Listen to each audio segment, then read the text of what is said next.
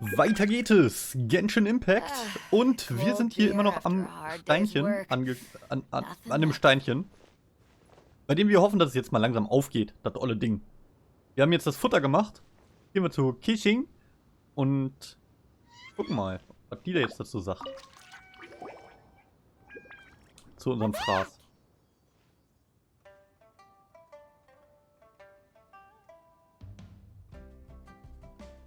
The traveler and I made one each. Here, have a taste while it's still warm. Thank you. Don't mind if I do. What is it? What does that face mean? This flavor. I've tasted it before. Schmeckt es denn gut oder bist du jetzt kurz vorm Krepieren, Mädel? Apologies. Xiangling, traveler, thank you both. This is everything I had hoped it would be. It tastes wonderful and quite amazingly. Somehow it took me right back to my childhood, when my grandfather was still around. Really? That's awesome! I didn't have a chance to fully explain before. In fact, when Master had filled in the missing parts of the recipe for me, I realized that I already knew how to make this dish. You already knew? You mean you were able to make this without ever seeing the recipe? Uh-huh. My dad taught me how to make it. Wait, but isn't this dish from Kuching's grandpa's notes, though? About that. I do not believe that this recipe was my grandfather's creation. My grandfather was a well-known real estate tycoon in Liyue, and also a scholar. He was an avid collector of old books and was quite knowledgeable on many of Liyue's customs and traditions that are no longer practiced. As a child, I used to spend a lot of time with him in his study. We'd read the classics together, then debate how much of it was actually genuine, and whether Rex Lapis was real or not. He used to say, books are just a bridge that bring us a little closer to history. It's up to those of us in later generations to ask these questions, search for the answers, and decide what they mean. Since then, my grandfather has passed on, and I've grown up to become a Chising. My views on Rex Lapis have changed in this time too, from myth to reality.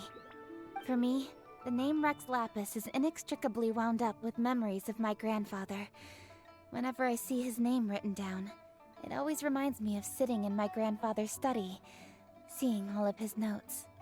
As I said earlier, this recipe came from those same notes.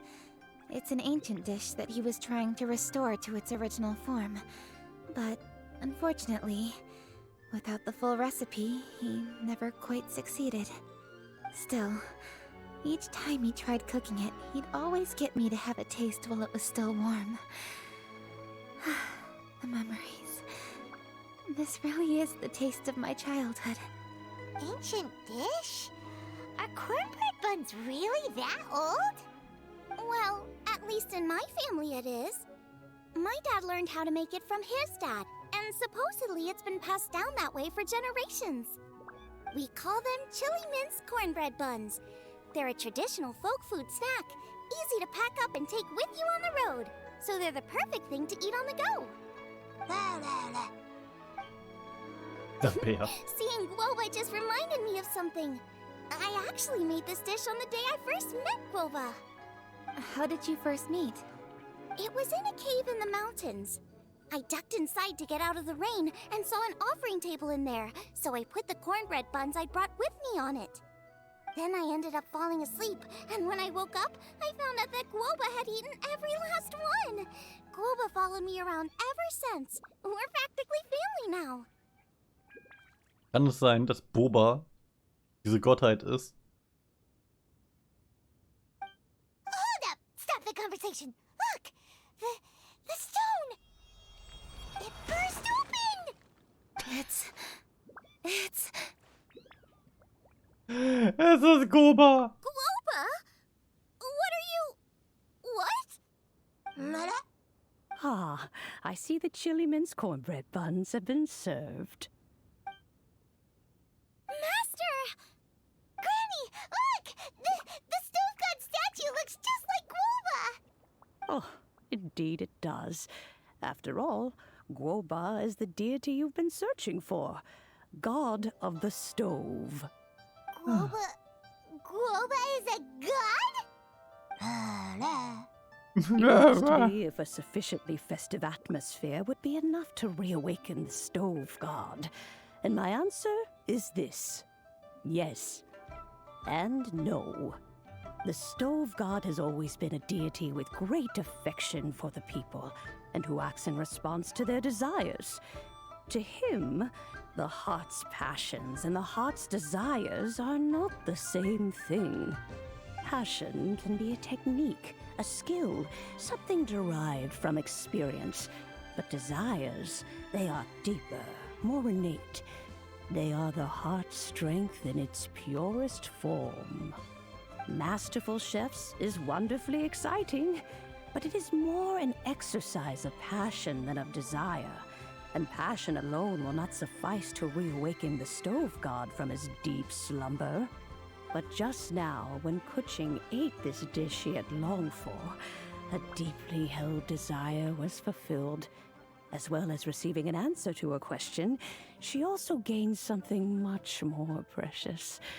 A moment of poignant nostalgia so vivid, it felt like she was right there alongside her grandfather. The enormous power unleashed by the fulfillment of this desire resonated with the stove god's statue, and caused it to manifest once more the form it took in the past. Of course, the stove god himself is not contained within the statue. The true stove god has been here with us all along. How does it feel, seeing a statue of yourself from your glory days? Look at him. Still so majestic. Glory days? Wait, what happened? Did Guoba used to be different from now? Oh, yes. Back in his day, your Guoba was once the patron god of the soil. But all the wisdom and power he had then, he has since surrendered to the soil itself. A god surrendering their power to the soil. I have heard this turn of phrase before, but what does it mean? The kinds of trials and tribulations that a land can face are far more than you could imagine. Droughts, floods, torrential rain, hurricanes, earthquakes, tsunamis, fires, and plagues. Hunde, die mit Katzen leben. The threat of disaster will never fully disappear from Liyue. Even woes that have never been faced before in history will come to pass in the future. Such things affect you mortals far more than we Adepti, with our immortal forms. He once walked with you over the barren plains until you arrived at last at the harbor. He joined you in building your dwellings and lighting the stoves. It was his hand that lit the very first street lamp of Liyue and brought the aroma of cooked food into every household in the land. You mortals no longer remember him, but back in the age when you did, he was the closest of all the Adepti to the common folk.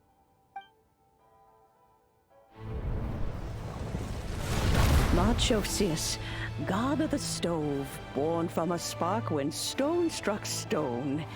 He was a god with a great love for humanity and their well-being. Millennia ago, the people sought to expand their city. They built a dwelling on the plains and called it the Gueli Assembly. The stove god cared greatly for the people, turning himself into minions who went into every home, fostering food and solidarity alike. Alas, their home was taken by a flood. The waters ravaged the Gueli Assembly and forced the people back south to Liyue Harbor. Though the distance was not far, the journey was plagued by a terrible storm. For a dozen days, the Adepti stayed by their side. During this time, the stove god cooked an ancient delicacy, flatbread with a meat sauce to stave off the cold and damp, fit for those on the move. Centuries later, disaster and plague arose once more. The stove god would appear no longer, for he placed all of his power into the land itself to quell the calamities. His power expended, and his wits greatly reduced. Thus his body decreased in size. By the time he parted ways with us, he wasn't even the height of a human. He told Rex Lapis and I of the dishes that bring joy and of the secrets of the flame, then went into the mountains and entered into a long slumber.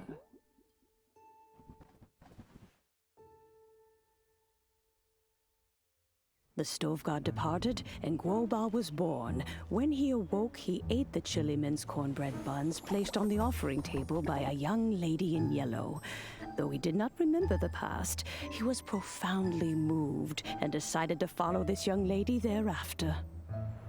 The stove god had quietly disappeared, but the vendors rose early to hawk their wares. People went out to buy goods, lit their stoves, and cooked food, just as they had done every day for as long as they could remember. In Liyue, things have always been this way.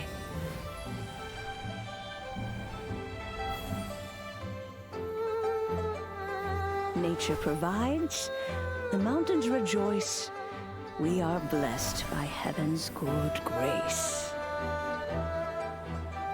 Years have gone by. The world has transformed, but our way of life survives.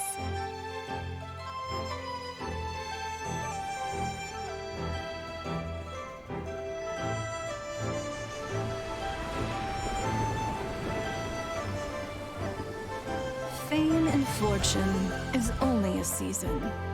It is the moment that we should embrace.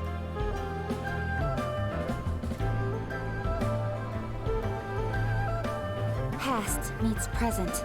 Heritage becomes legacy. Long into the future may we thrive. You once told me that dining is the profoundest of customs in the human world.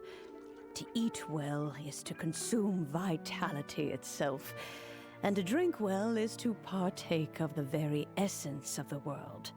It is a matter of paramount importance, you said, for people cannot face the arduous journey ahead on an empty stomach. At once a humble affair and a profound one. A humble meal of maize and spring water is also profound in that. By ensuring one's survival, it paves the way for millennia of human history and culture to come. My dear friend, Liyue has changed so much while you have slept. Looking at the prosperity and beauty around us today, does it make you happy? Guoba, this is kind of a huge deal. Why didn't you say anything? He is not who he once was. Even the power of speech evades him now. There is no way he could have told you. Oh. Guoba, but... Xiangling.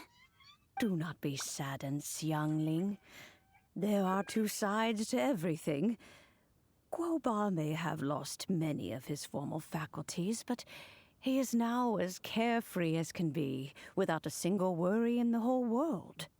In this world we inhabit, who can truly be said to live a life free of all woes? Those with a mind and with the knowledge will certainly be troubled by all manner of things. But he has gone further than us in his journey. He had both wisdom and courage. Everything he took upon himself, he was also ready to part with. His carefree demeanor today is a testament to the fact that he is at rest. So since you are his friend, take good care of him. Go out to walk and play. Allow him to eat, drink, and be merry. I will! You can count on me! Xiangling, you have an adeptal affinity. Guoba follows you around because he has respect for you. The moment he awoke, he was met with the familiar flavor in the chili mince cornbread buns he ate. After all that time, he still recognized the dish he had invented, and he approved of you as the one who had cooked it. That's right. The taste of one's home cuisine always brings back memories of home. Though he remembered nothing, eating the food you had cooked gave him a feeling of familiarity. That is why he stuck by you. You may be the first person in history to give the stove god the experience of being a satisfied customer. That makes you quite a remarkable chef. If that's true, I couldn't be happier. Because putting a smile on customers' faces is what we chefs are called to do. Well then, it's getting late and I still have things to do. Time for me to say goodbye. Traveler, Paimon, Xiangling, thank you all very much. I look forward to spending more time together in the future. I guess my dad's probably heard the good news already, but I should still go catch up with him.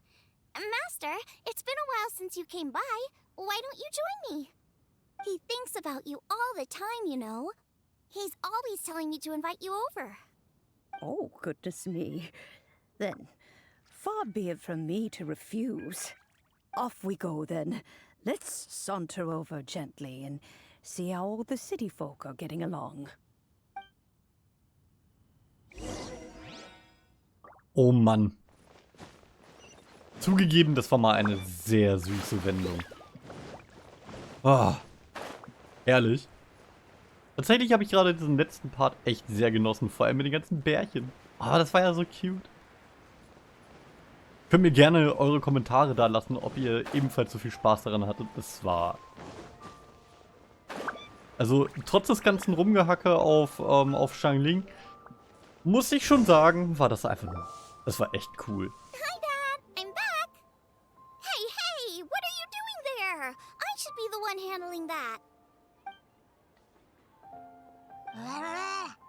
Oh no! Globa's taken off!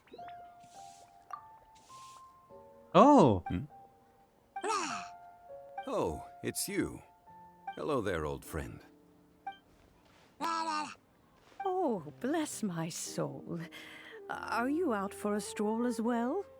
Given the season, it felt fitting to take a leisurely walk while the meal is being prepared. Quite right. And it also gave us the chance to run into you. Guoba may not recognize you, but as ever, he seems quite delighted to see you. So, Globa doesn't remember anything, but can still feel when something's familiar? Friendship will always withstand the ravages of time.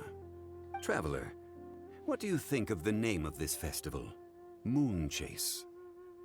Vollmondtanz? Ja, also irgendwie hat das nicht viel mit Tanzen zu tun. Also, ich wünsche mir hier eine zweite Auswahl. Naja gut, dann nehmen wir die uns auferlegte. The moon is a carrier of countless emotions. So many things only seem to surface as we gaze up beneath its poignant glow. Wherever the moonlight shines, the heart is wont to follow. Fond memories of those no longer with us. Debts of gratitude to old friends. The meaning of ages past and gone. All wrapped up in the city that has existed for so many moons to date. All these things and more.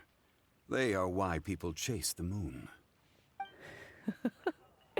In old age, the sight of many things puts one in a wistful mood. But children are always a beautiful sight to see. Such exuberant life force. It seems to well up from deep within the land itself. A land that has been in existence for so many millennia, and yet one that still dazzles today.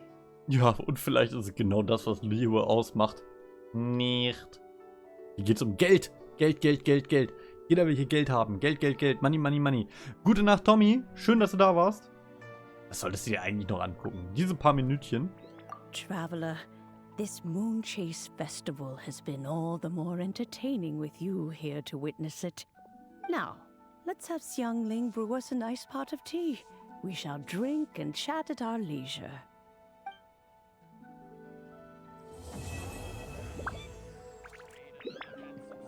Und das war das wunderschöne